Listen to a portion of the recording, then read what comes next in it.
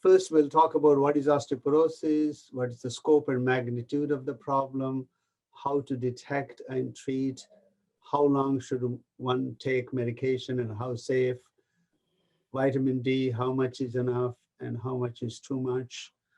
A word about calcium supplement controversy that has come up in the recent years. Concluding remarks, and I will have enough time for you to ask questions and answers, which may be more interactive, that may be better in such type of meetings and conversations, particularly in virtual meetings. Hope you can hear me all right, correct? Yes? Yes, we hear. Okay. So the first, you need to think about bone is a lifelong type of organ that grows, that maintains, and then decays. So that's an interesting concept. So first we put the calcium in the bone, and female shown in the red, male shown in the blue. All of us gain bone up until the age of 25 or 30 and what we call peak bone mass. And much of the calcium actually deposited between the age of 10 and 20, which is the growth period. In our total body, the calcium, about 99% of our total body calcium is actually in the bone, and 40% of that calcium is accumulated during these 10 years, from 10 to 20. In other words, we all may be late for the peak bone mass, but if you have children and grandchildren, you must promote deposition of the calcium in the skeleton by giving more calcium during the growth period, particularly between the age of 10 to 20, which is an important thing, because once you reach the peak bone mass, it's very difficult to put more bone afterwards. Then, like anything in life, after age 50 or so, there's a slow decline in the bone density in both genders, but much more so in women because of the menopause compared to the men who do not have a distinct menopause. But after age about 65, hope you can see my arrow, there's a constant decline about 1 to 2% per year. During the first 15 years after menopause, the rate of bone loss in women is about 2 to 5% per year. So you can imagine the higher the bone mass, the lower the risk of osteoporosis. The lower the bone mass at the time of peak bone mass, then you're likely to be losing much more bone, and therefore you are at risk of osteoporosis. Now, this growth of the bone and decay of the bone occurs in the structure also. This is the nice normal architecture of the bone. It is a lattice structure. The interconnecting plates are stronger, and there's no space here.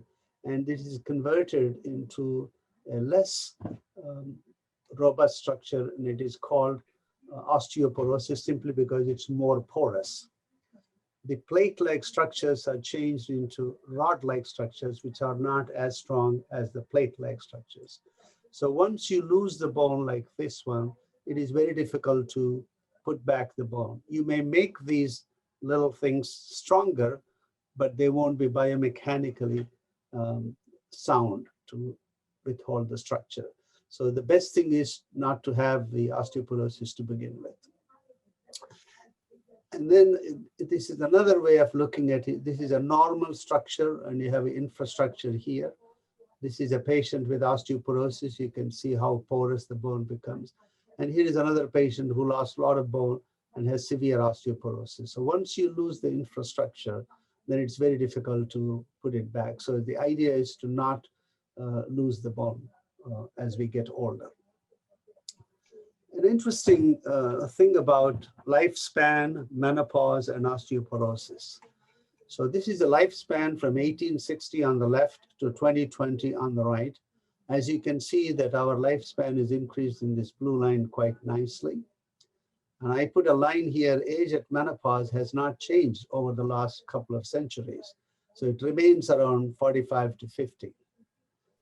But what happened was after the 1930 and particularly after the Great Depression and World War II, lifespan actually increased quite a bit, so that many women, and men for that matter, are living longer after the menopause.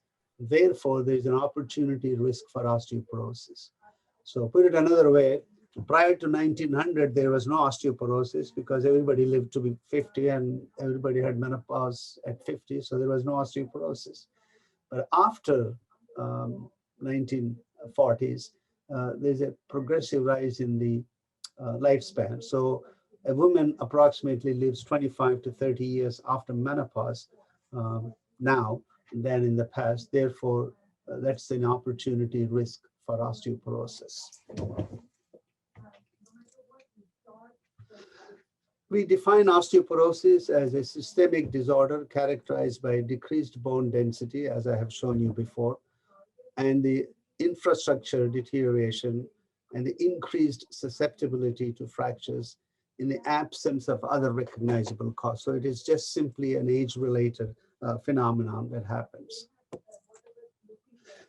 And we define osteoporosis by bone density. If the number is -1 or better, we call it normal. If it is between -1 and -2.5, we call it osteopenia, or a better term is called low bone mass. Then osteoporosis is by -2.5. I will show you a picture in the next slide. And then once you have an osteoporosis by bone density and you have a fracture, we call it established osteoporosis or more severe osteoporosis. So here is an example of a bone density picture of a patient of mine.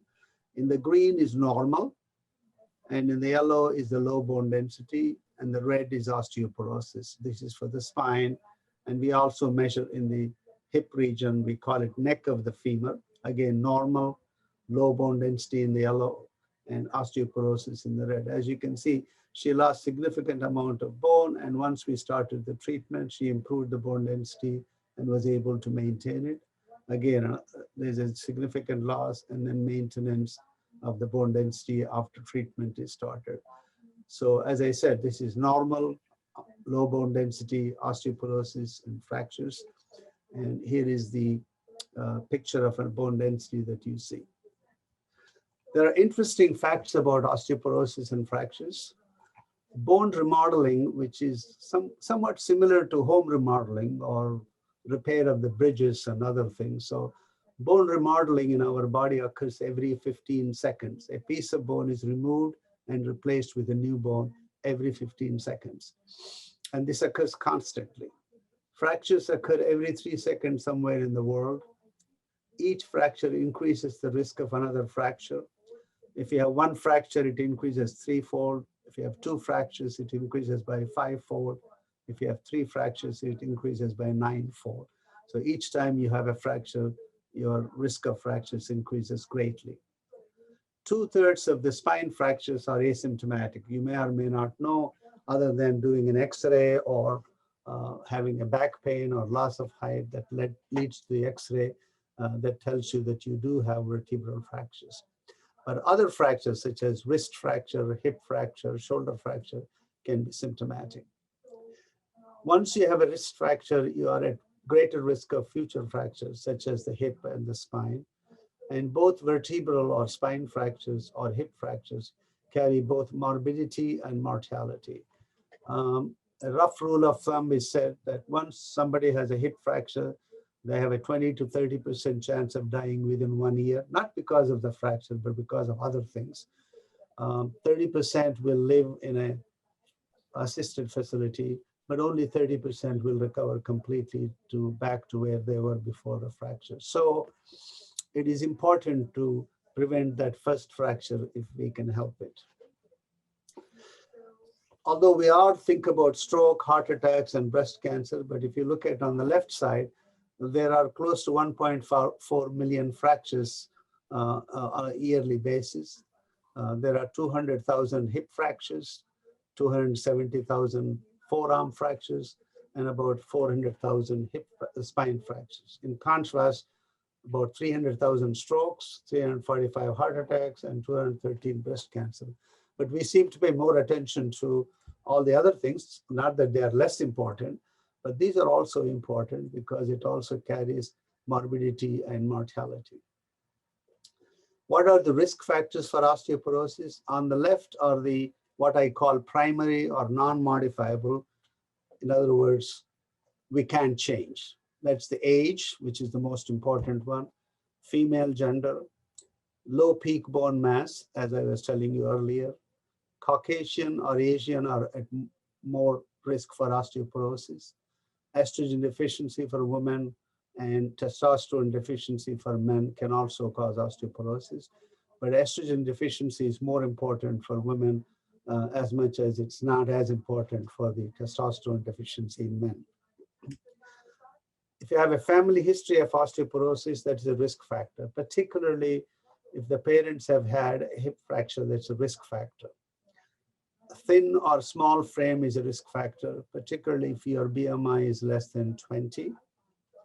Use of certain medications, steroids or Depo-Provera for birth control or endometriosis, drugs that are used for preventing breast cancer can also cause bone loss because they work as anti-estrogens. Now, there are secondary or what we call modifiable risk factors, and these, of course, we can change. Obviously, smoking, excess use of alcohol, lack of physical activity, vitamin D deficiency, calcium intake, lifelong calcium intake, and dietary deficiencies or excess. If you take too much protein or too much sodium or too much caffeine, that can cause calcium loss in the urine and contribute to bone loss. Not a great deal, but it is an important factor. The big three, however, is age of the patient. The older you are, the greater the likelihood of fractures. As I have shown you the previous graph, from 50 to 65, your most risk is the wrist fracture. From 65 to 75, it is the spine fracture. After the age of 75, it is the hip fracture.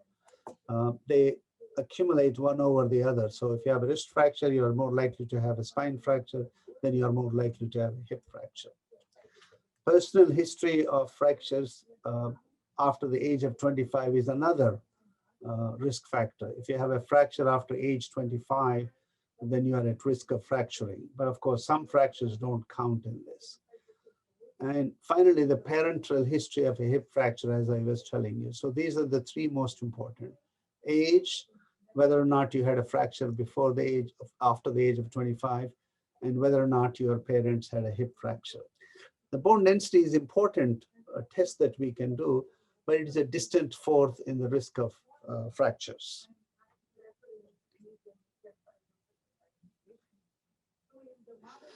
We classify osteoporosis in several ways. First, we call it primary osteoporosis or type 1 osteoporosis, which is mostly postmenopausal, and there's a loss of, accelerated loss of bone after the menopause. Then there's the age-related bone loss, which occurs constantly after the age of 65. Then there's actually a senile, which is the word that most often we don't like to use, but we don't know whether it actually contributes to the fracture. This occurs in the older age group, probably around the age of 85 to 90, but much of the fractures occur due to first two types of osteoporosis, postmenopausal or age-related. There are several reasons for osteoporosis. There are many conditions and disorders that can cause, but the most important one is steroids. Some people refer to as prednisone or cortisone that you take for asthma or COPD or rheumatoid arthritis, like that can cause bone loss. As I was earlier telling, that medication that you take for breast cancer or Depo-Provera for endometriosis or birth control, seizure medications that can interfere with vitamin D and calcium, or those who have had organ transplants, such as heart, lung, liver, who also receive steroids that can cause osteoporosis. But bulk of the osteoporosis is due to type 1 osteoporosis. So 90% is basically postmenopausal osteoporosis.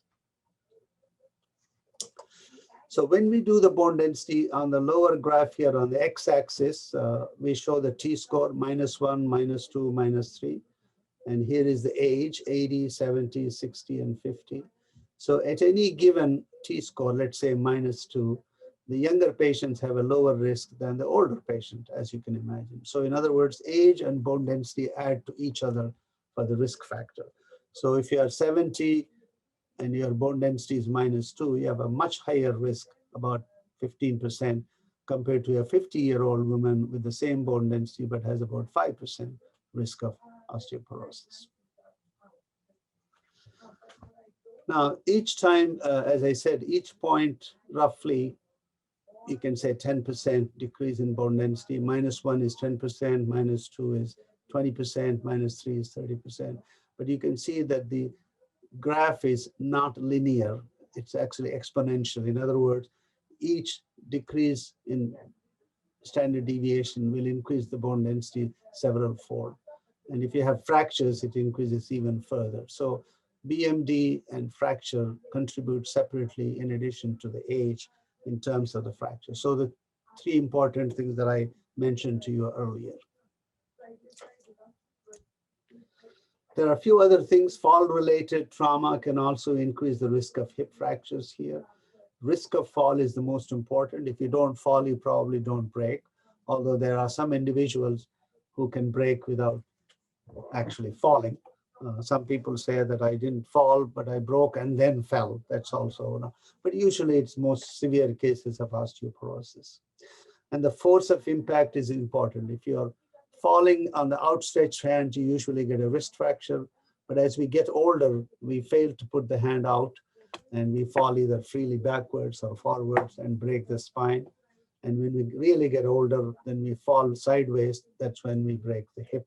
So the way you fall is also an important determinant where you are going to get the fracture. I'm going to go to just briefly talk about the medications. These are the FDA approved therapies for osteoporosis, both for prevention as well as treatment. On the left is for prevention, what we call anti-resorptives, which is mainly to prevent the bone loss, not necessarily build the bone in layman's term. We have estrogen, we have calcitonin, which is available by a nasal spray. Then we have three famous drugs, bisphosphonates, alendronate known as Fosamax, risedronate known as Actonel, ibandronate known as Boniva. These are given either weekly or monthly. These are organic phosphate compounds, and they stay in the bone for a longer period of time. There's also raloxifene, which is somewhat similar to tamoxifen that some people use for breast cancers. It is like an estrogen-like compound, but it works opposite of estrogen. And it is good in terms of increasing the bone density and also prevention of breast cancers. But you can use any of these drugs. But estrogens are contraindicated because of their high risk for breast cancer. Calcitonin is probably weakest of all the drugs available. Bisphosphonates are the most potent, and raloxifene is intermediate. On the treatment side, again, all of those drugs are available for treatment as well. In addition, there is a zoledronic acid infusion, which is given either once a year or every 2 years. It's also known as Reclast. And there's a denosumab, otherwise known as Prolia, but this is given every 6 months like a shot. I call the first one as a bone juice. You get once a year and you don't have to worry too much. The other one, I call it as a vaccination against osteoporosis. You can take every 6 months, then you don't have to worry. But most of these drugs need monitoring, and long-term therapy requires close monitoring to make sure that you're not getting any adverse side effects. Then there are three separate drugs called teriparatide, known as Forteo. There's abaloparatide, known as Tymlos, and there's a romosozumab recently approved called Evenity. These drugs are given by injections on a daily injections, whereas the last one is given on a monthly injection. These are much more potent drugs. They build bone, if you will. They stimulate bone cells to put more bone compared to all other drugs which just prevent the bone loss. In either case, they all prevent fractures, which is the most important thing. Which drugs do you choose depends on your age, your bone density, your physician's comfort, and whether or not you had fractures or not. Sometimes we use it one after the other, but very rarely I use combination therapy. I usually use one drug followed by the other drug. depending upon the seriousness of osteoporosis. Each drug has been well-designed trials. It's been evaluated. Very few head-to-head comparisons, though, so one cannot say that one drug is better than the other. One is more potent than the other, but we can't say that one is better than the other. It depends on individual. In general, estrogen, calcitonin, raloxifene are weaker compared to the bisphosphonate, Fosamax, Actonel, Boniva, reclassed. Bisphosphonates are organic phosphone, long skeletal residence, half-time, or they stay in the bone for a long time. Excuse me. So there's a concern about thigh bone fractures, the atypical fracture that occurs that we found out about 10 years ago. And it is still a concern, but it's not as bad as we think that originally reported. Osteonecrosis of the jaw is another concern that many patients have. It is estimated to occur in 1 in 250,000 people taking the medications for 6 years or longer, whereas atypical fracture may be a little more frequent. And now we know how to monitor them, so we don't have to worry about it. How long or how safe? Most of them are quite safe, actually. Just like we take medications for diabetes, blood pressure, cholesterol, these medications have to be there for more or less lifelong, because if you stop, you lose the benefit of the bone gain that you have obtained, and you are again at risk. So even if you have been treated for a certain period of time, it depends on what the bone density is at the end of 5 years of treatment, for example. If it is still low, then you should really continue. Remember that if you took 5 years, you are 5 years older, and if your bone density is low, then your risk is still high. So what we call in our field is a treated osteoporosis, still osteoporosis. So in other words, a treated diabetes is still diabetes, a treated hypertension is still hypertension, a treated high cholesterol is still high cholesterol. We should take it just like we take it for the others. Prolia is slightly different. It is a non-accumulating drug. It doesn't stay in the bone, but it has the same effect as the bisphosphonate. So we are still concerned about those two common fractures as well. Atypical fractures and osteonecrosis, but it's less common with Prolia than with bisphosphonate. These two medications, the injectable medicines that are only anabolics currently available in this country, they are slightly faster and more robust increase in BMD. Teriparatide has been on the market since 2000. Abaloparatide has been on the market for about 5 to 7 years. The last drug, Evenity, is available for a couple of years.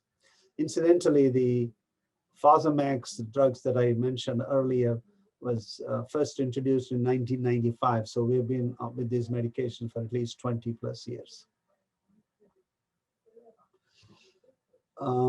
Regardless of which drug you use, whether it is Fosamax, Actonel, Reclass, Evista, whatever, they all reduce the fracture risk. You can see that the bisphosphonate do a little bit, oral bisphosphonates will do a little bit less compared to the reclassed infusion, compared to the injectable drugs. So there are some drugs that are more potent compared to the other drugs. I'm going to switch gears just to talk about briefly on calcium and vitamin D nutrition and osteoporosis. So all of the trials of osteoporosis took calcium supplement 500 to 1,000 milligrams, vitamin D 200 to 400 per day. And I think it is important for all of you, whoever is taking medications, to make sure that they take adequate amount of calcium supplements and then vitamin D. You don't need to take more than 1,000 units of vitamin D if you are light skin colored person, and if you are a dark colored skin person like me, maybe you should take 2,000 per day. But 1,000 to 2,000 is more than enough for most people in general. The calcium supplement somewhere between 500 to 1,000 milligrams, but we usually recommend about 1,000 milligrams.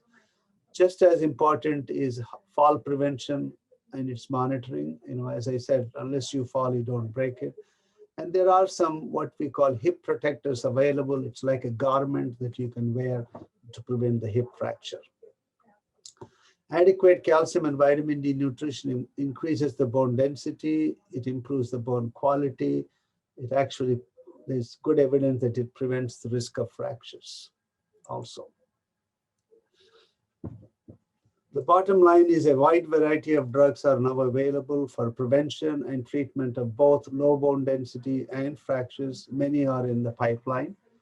For good bone balance, target the peak bone mass. Osteoporosis is really a pediatric disease, but those of us who are past that age, we just have to take medications.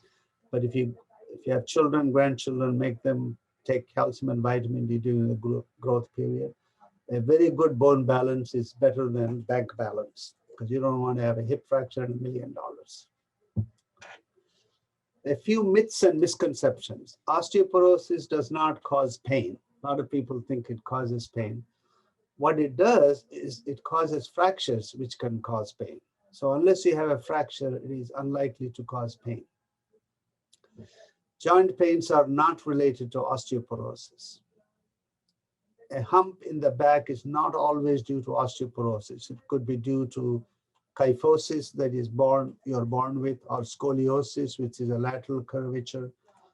So definitely a hump does not necessarily mean osteoporosis. You might get a hump if you have fractures of the spine, but not all humps are related to osteoporosis. It could be posture.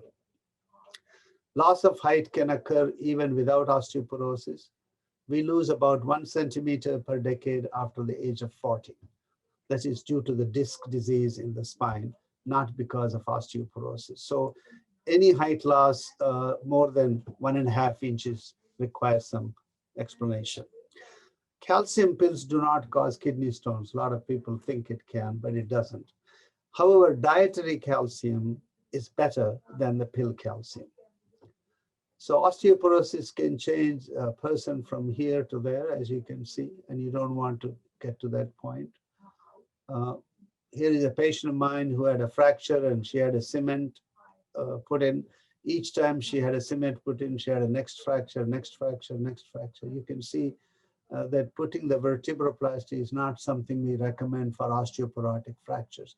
It may be good for other types of fractures due to cancer or something like that, where the quality of life is more important. But we discourage osteoporosis patients to have these cement put in the spine. So people with osteoporosis do not just die, they slowly break apart. Actually, Linda Johnson, one of the osteoporosis spokesperson. There are several options you can do for osteoporosis. In the early periods, one could still use hormone replacement therapy. Later on, you can use raloxifene as an option. Then you can use the bisphosphonates in the older age group, and then teriparatide or other drugs, you can use it to build the bones. So I will stop here and take questions. Hope it is informative to you guys. I ended a bit early so that you have enough time to ask questions. Okay, thank you, Dr. Rao. And we can open it up for questions now. There is one question in the chat. The first question is, will exercise prevent or delay osteoporosis? Both are correct, but the magnitude of the effect is not as great as you would expect. So on an average, regular exercise is important for 2 reasons. One, it improves bone density by about 0.5%, but more importantly, it gives the balance and prevents falls. The answer is yes, you should. Now, for osteoporosis purposes, any exercise is okay. The only exercise that is not good is swimming because it's weightless. Obviously, you don't want to do bungee jumping and downhill skiing, but regular walking is all that is needed. Roughly 30 minutes of walking is all that is needed. Okay. Follow that line. Yeah. The second question is, does yoga help? Actually, the data is somewhat mixed and not very well, because if you compare yoga to Tai Chi, which is somewhat similar, there is a good evidence that that type of exercise. Tai Chi has been shown to improve bone density. By inference, I would suspect yoga will also do that. But I don't think there's a good study to say yes or no. The answer is probably yes. Okay, thank you. So while waiting for more questions to come in, I'm going to ask a question. Is the T-score different for Caucasians versus Asians? Yes.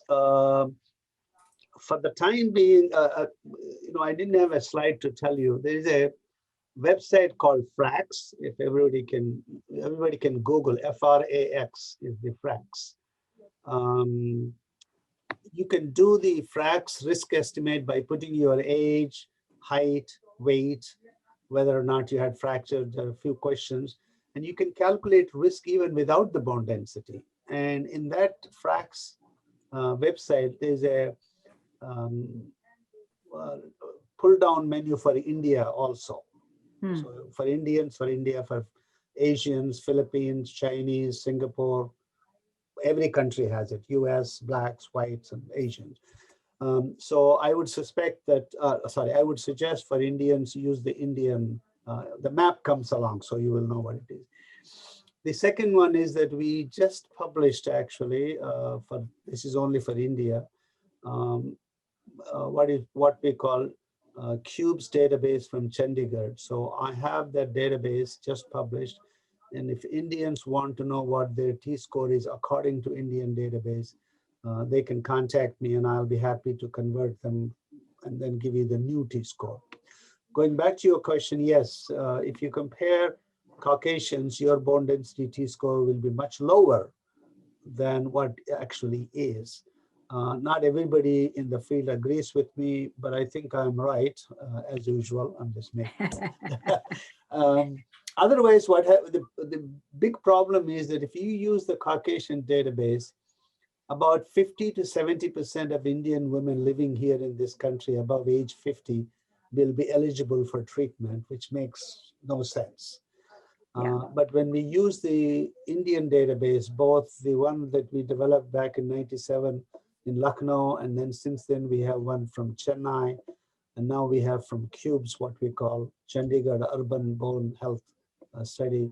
I think it comes around 20 to 30% treatment rate, which is about the same as Caucasians if they were to compare to Caucasian. Now, in this country, we have a database for African Americans and Caucasians separately, but the Frax uses only the white women's database to calculate your risk if you are using the bone density. So for that reason, we think that all Indians must convert their, or should convert their T-scores, and I'll be happy to give anybody, whoever wants to just email me or call me, my number is there. With the bone density results, then I can convert and get back to you. Okay, great, thank you. Question is, how do you monitor for atypical fractures, and do you recommend rest after 5 years of bisphosphonates? Do you recommend what? Rest. Oh. As I was mentioning that this is important, I take it a little bit, I'll give you a long answer because I take it a little bit seriously, because I feel a little bit guilty about it because I was the first one to report the atypical fractures. So here is the story. It appears that it could be somewhere between 1 in 1,000 to 1 in 100. So we're still not sure what the estimated rate is. So now we have a new technology on the bone density machines where they can do femur x-rays at the same time that you are having bone density. We have one here. And I think most bone densitometers might have. If not, we do the femur x-rays after about 5 years because most fractures occur after 5 years. These are only to detect what we call incomplete fractures because the complete fractures occur unannounced. The general rule of thumb is after about 5 years, it is better to find out whether there is a need for what commonly referred to as drug holiday. It depends on age of the patient, current bone density, whether it is improved from the previous bone density. If the risk is low, maybe you should stop it. So for example, If a 55-year-old woman took the medication for 5 years, she's now about 60 years, still relatively young. If her risk is low, then you can stop it for a year or two, and then you can reevaluate the need for continued therapy afterwards. On the other hand, if a 70-year-old woman taking medication for 5 years, now she's 75, the risk of a hip fracture is so great that they shouldn't worry about the femur fractures. And it can be monitored very easily with a blood test or with the femur x-rays, rather than just stopping the medication in a high-risk population. Am I making sense? Yes. Yeah. Yeah. Okay. So the younger you are, the lesser the risk, the more likely you may want to stop it. The older you are, the more risk is there for hip fractures. And don't worry about the atypical fracture. And we can monitor that either with the x-rays or lab tests and things like that. Okay, thank you. Next question is OP racially dependent, and also along it is OP hereditary. Oh, sorry. The first question, is it racially dependent? Yes, And the next question? is OP hereditary. Oh, yes. Okay. Well, it's a good question, actually. Remember, I told you there were three big things, big risk factors. One is the age. One is whether you had a fracture before or not. The third one is whether your parents had a fracture. So when we take family history for any disease, whether it is diabetes, high blood pressure, arthritis, cholesterol, we take family history because these are all called what is commonly known in medical field as polygenic diseases. In other words, we don't know what gene causes it. And same thing with osteoporosis. It's a polygenic disease. So the heredity is about 50% contribution to osteoporosis. So if your mother had a hip fracture, your risk is much greater. The answer is yes, it is hereditary, yes. Is it racial? Yes, in the sense that African Americans are less likely to have fractures. So if you take, men are less likely to have osteoporosis compared to women by about 5-fold. So women are 5 times more risk than men for osteoporosis. White women are 5 times more risk than African Americans. Asians are 5 times more risk than the African Americans. So the answer is yes. Now, we really don't know, for example, whether South Indians have a less risk of fracture compared to North Indians. But most of the Pacific Island region, in terms of Japan, China, Philippines, they all have a similar risk as the Indians. Lebanese, the Middle Eastern people have intermediate risk compared to Far East as well as Caucasians. Okay, thank you.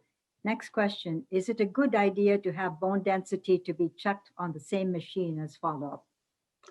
Absolutely, that's what actually originally meant to be. Yeah, it's so, if at all possible, please make sure that you get your bone density on the same instrument, if possible, same technician, but nowadays it's not always possible, but at least the same instrument, because there are only, by the way, there are only 3 manufacturers in the world. One is called Hologic, the other one is called GE Luna, the third one is Norland. The first 2 actually dominate the world by about 90%. So if you are getting a machine in Hologic, you should get Hologic. If you are getting on Lunar, you should get Lunar. So I can just name for the sake of brevity here. Beaumont has Lunar system, whereas Ford has Hologic system. So you can't change machines if you can. So if you can get it on the same machine, that's much better, and same manufacturers. Okay. I think a follow-up question to the atypical fracture was, what lab test to monitor these atypical fractures? Usually we use a test called CTX or C-telopeptide. It's a blood test. It should be done fasting. It's still a bit controversial, but if the number is below 300, you may want to be cautious about reducing the dose or stopping the medication after 5 years to see if the number goes up again after you stop it. If so, put it back again. If the number remains low, then then you can continue to monitor to see. So CTX is the one. It's also available as urine test called NTX. Mhm. I think more and more people are using it now, but I routinely use it in my practice. There are some reimbursement issues, but we haven't had any problem. You don't have to measure so often. You can measure maybe once a year or every other year. But when you come to 5-year time period, that's when the risk of atypical fracture goes up. But again, I want to reassure everybody, the risk is quite small, but it's not zero. But so is the risk of any medication that we take. You need to keep that in mind. Okay, lots of questions coming in. So next question is, does the bone loss rate depend on the weight the bone experiences? Say, for instance, the bone on foot and in the rib. Do we need to worry? Okay, yeah. That's a very good question, actually. The answer is no, because the bone loss occurs at discrete sites, but what we call fragility fractures occur only certain areas. So foot fractures are not usually due to osteoporosis. They are usually due to biomechanics, weight, as the questionnaire was asking, so forth. So we don't count technically foot fractures or hand fractures, not the wrist fracture, but the hand fractures, skull fractures, collarbone fractures, we don't count. Now, rib fractures are interesting. They can occur in otherwise healthy people because they are not supported, well supported. But on the other hand, they are well mobilized because we are breathing 20 times a minute, so or 18 times a minute. So they actually get quite a bit of mobility. So they are well built, but they can occur because of the way they are positioned in our chest. So most of the fractures are not dependent on the weight as much as the location and the type of bone. Am I making sense? Yes. Okay. So the most important ones are the spine, hip, wrist, shoulder. Those are the 4 kinds of fractures that occur because everybody is worried about the spine fracture and back pain. Although it is an important one for the individual patient, most vertebral fractures do not add to the healthcare cost, but it is the hip fracture that is the most important because it requires immediate surgery, hospitalization, there's mortality, there's a loss of independence, and that's why we want to prevent those fractures. So once you have a spine fracture, you have greater risk for hip fracture. Okay. Next question is, do we need to worry about dental implants when we are at 80 years old or older? I guess that would apply. I had a question too. Do you get like reclassed when you are undergoing dental implants? You know, it's still not settled because the American Dental Association came up with first the osteonecrosis of the jaw. To be fair, the osteonecrosis of the jaw occurred even before bisphosphonates came on the market in 1995. So it's not something new.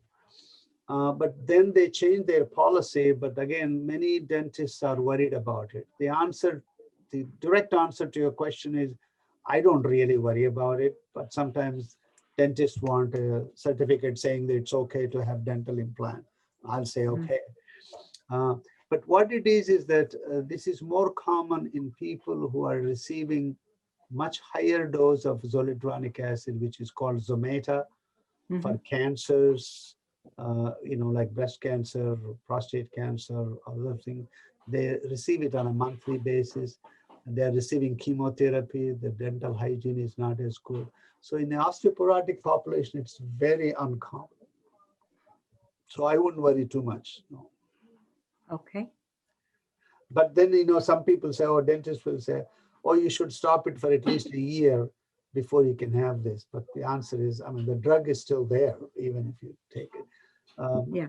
Others will say, okay, you can stop the Fosamax for 3 months, and then we will do the dental pulling. I reluctantly agree it's okay. Stopping 3 months is not going to make that much of a difference. But it doesn't matter even if you stop for 3 months because you took it for 3 years, and then stopping 3 months wouldn't make that much of a difference. Okay. And I think this specific question was, do you have to worry when you're 80 years old or older? Yeah, that was the question. If you are 80 years older, what was the question about worrying? Same thing about, do you have to worry about the dental implants when you are, yeah. No. Okay. Yeah, I think the question maybe I'm framing the question for that person. Does the jawbone is affected by osteoporosis so that I cannot have the dental implant? The answer is we really don't know.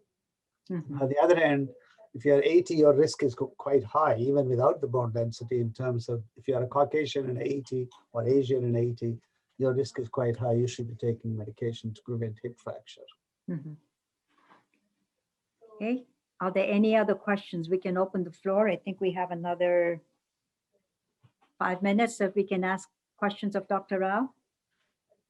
There's no more in the chat. So if anybody wants to unmute themselves and ask a question, please feel free. Dr. Rao, thank you very much for a nice presentation. We learned a lot. I just have a question from your presentation. You mentioned the bone remodeling occurs every 15 seconds. Yes. Is it for each individual, or this is just like you said, the fractures in the world? Oh, no. So in each individual, sorry, it's each individual. Yeah. Oh, okay. So in other words, actually remodeling occurs in many organs in our body. We don't know that, but that's how the biologic materials keep themselves active. You know what I'm saying? Okay. So you need to take out the old bone, put the new bone. Otherwise, bone becomes old, dense, but brittle. Okay. So you can remodel your home. You take the shingles out, you put a new shingle, or you take the bridge out, you put a new bridge. But yeah, but biologic materials have to remodel themselves. So that remodeling is important.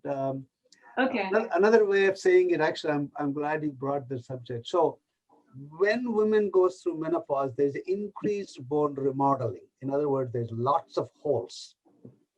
Therefore, you fracture. And that's why we reduce the remodeling by giving bisphosphonates. But if you reduce it to too low, then you make the bone dense, lazy, brittle. That's why you get atypical fracture. You know what I'm saying? So basically, if I understand correctly, let me rephrase what he just said is, as we grow older, the bone remodeling actually getting faster.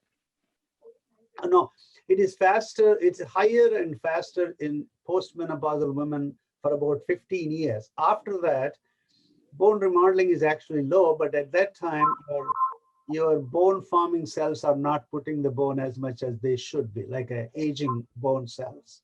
Okay. Let me expand on that. The bone remodeling, the best way I can describe, sometimes I use it in my patients, is it's like your heart rate.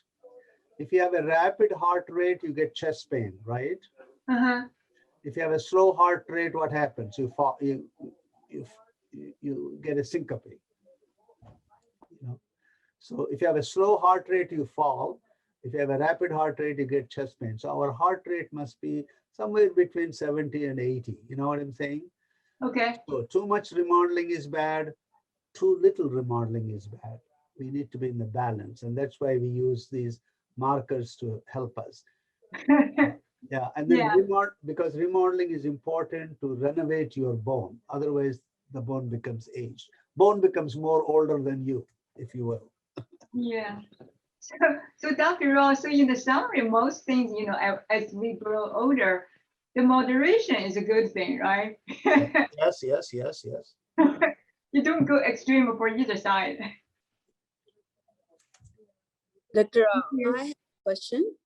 Dr. Rao, great information. I was wondering for natural calcium, tahini or sesame seeds or any other you could suggest, are these a good calcium? I'm not quite familiar with the Indian diets, but I know there are two that are high. One is called ragi, it's a millet. Available in South India is high. Okra is high in calcium. Spinach and broccoli are high in calcium. But dietary calcium, particularly a glass of milk, for example, a cup of milk, 8 ounces is 300 milligrams. A cup of yogurt is about 500 milligrams. So those are, yes, those are good. I don't know about sesame seed, how much calcium it has, but the others one that I mentioned are pretty good sources. Spinach, broccoli, okra. Okra is probably highest calcium containing. Then there are some millets that have a higher calcium. What Dr. other one is the ragi? Any other millet too, or just a ragi? You know, I don't know that. I will share with you guys. I don't know how to. You just email me. I'll find out. There's a Indian Council of Medical Research publishes what is called nutritive values of various foods. I need to go back and look at it to see which one has it. I haven't looked at it in a while. National Institute of Nutrition in Hyderabad publishes that on a yearly basis. It's called Indian Council of Medical Research, Nutritive Values of Indian Foods. I'm sure you can Google and find out. It's very easy to find out. Thank you, Dr. Rao. Thank you. Sure, my pleasure. Dr. Rao, I have a question. Yeah, this is Bruce. Yeah, I have a quick question for Dr. Rao. My wife, unfortunately, she cannot join us, but she does ask me to ask a question. My wife slid on the ice last year, had a fracture on her kneecap, had a surgery, and the doctor put 2 screws to hold the kneecap together. What kind of the risk will be due to the fracture? Okay. The kneecap fracture is actually not related to osteoporosis. I would assume that I'm sorry to hear that, your wife's fracture was probably traumatic. But it is a good idea to have a bone density just to make sure that she doesn't have osteoporosis. If she does, she could benefit from one of these injectable medicines that might help to bring the bone density quicker and may be helpful in fracture healing, although we don't use it for that purpose. Is it well healed now? Or? I'm sorry, I cannot. Yeah, she is fine now. Okay. Kneecap fractures are not usually due to osteoporosis. Okay. But it's a good idea to get a bone density just to make sure that she doesn't have, that's an easier one to fix it. But if you have other fractures, you may want to make sure that it's not there. Yeah. Okay. Thank you so I think we have much. time. I think we have time for just one last question. I think, Usha, you raised your hand. Go ahead. Yes, Dr. Rao, I wanted to ask you, is there any, what makes you decide in your practice what drug you're going to choose for which particular patient? That, and also there was quite a bit of concern about nephrocalcinosis with supplemental calcium. Do you have anything to say about that? Oh, the second question is very easy. The answer is there's no. Yep. Please mute. If you're not talking, please mute. Yeah, go ahead. Sorry. The last question is very easy to answer. There's no evidence whatsoever actually calcium supplementation causes nephrocalcinosis or kidney stones. The only data that is actually even vaguely available is the Women's Health Initiative study that suggested kidney stones in people who took vitamin D and calcium. But that data is also a little bit problematic. So I won't worry about that. The first question was an interesting one. I usually decide on the degree and the severity. For example, if you take 3-tier approach, the first tier is your estrogen, raloxifene. The next tier is Fosamax, Actonel, Boniva. The third tier is your Prolia and Reclast. And the final anabolic on the other side is your Forteo, Tymlos. Okay, having said that, I rarely use calcitonin because it is probably the weakest of all. Yes. I rarely use hormone replacement therapy unless they have postmenopausal symptoms. But in some individuals, if they had a hysterectomy, since the risk of uterine cancer is not there, you can still use estrogen because the breast cancer risk in that woman is actually no higher than general population. So the breast cancer risk is mainly due to estrogen, progesterone, but not estrogen alone. So that's one. Now, Fosamax, I rarely use Boniva also, not because of anything, simply because it's a little bit weaker than the other two drugs. But the hip fracture risk is not as good as with the Fosamax and Actonel. Now, how do you choose Fosamax and Actonel? I guess it depends on whether you like Crest toothpaste or Colgate toothpaste. So it depends. But my question mostly is, what makes you, would there be a case where right away severity of the disease, like if the bone density is really low, let's say it's a T-score is minus 3.54, would you right away jump to Prolia, or would you still go in a systematic start with? Oh, I see. Yeah, that's a good point. Now you have two drugs there. You have reclassed Prolia on the one side, and you have the Forteo and Timlos on the other side, and then you have a patient with a T-score of minus 3.5. In that case, I usually do the marker for the CTX. If it is high, I go with the reclassed and then maybe use the teriparatide or Timlos later. If the remodeling is very low, if the CTX below 300, then I go with the anabolic agent followed by reclass. Some people say that you should always use anabolic first, followed by the reclass. I guess it's an individual preference. Okay. In your particular case, you could use teriparatide followed by reclass, assuming that's what you wanted to do. Okay. All right. Thank you very much. Very nice discussion.